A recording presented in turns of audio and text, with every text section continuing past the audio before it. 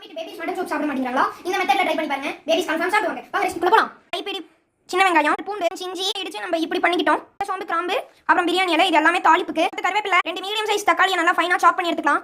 1/2 kilo mutton நல்லா மஞ்சள் தூள் போட்டு வாஷ் பண்ணிக்கலாம். அடுப்பு ஆன் பண்ணிக்கலாம். குக்கர் சூடானதுக்கு அப்புறம் 2 ஸ்பூன் நல்லெண்ணெய் ஊத்திக்கலாம். நம்ம தாளிப்புக்காக வச்சிருந்த பட்டை, சோம்பு, கிராம்பு, பிரியாணி இலையை உள்ள சேர்த்துக்கலாம்.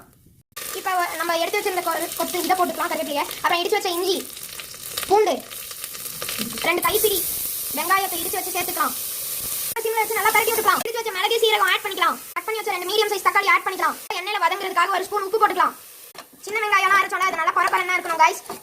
சட்னி மாதிரி அரைச்சீங்கன்னா நல்லா இருக்காது. தண்ணியில அழுவி வச்ச 1/2 கிலோ மட்டன் சேர்த்துக்கலாம்.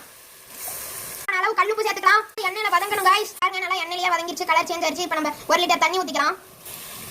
மஞ்சள் தூள் போட்டுக்கலாம். நல்லா கொதி வந்துருச்சு, எல்லா பச்சை வாசனையும் போயிருச்சு. இப்போ நம்ம 4 விசில் விட்டுக்கலாம். விசில் போட்டாச்சு गाइस. இப்போ நம்ம மட்டன் சூப் ரெடி. யம்மியான மட்டன் சூப் ரெடி. இதை வந்து வீட்ல ட்ரை பண்ணி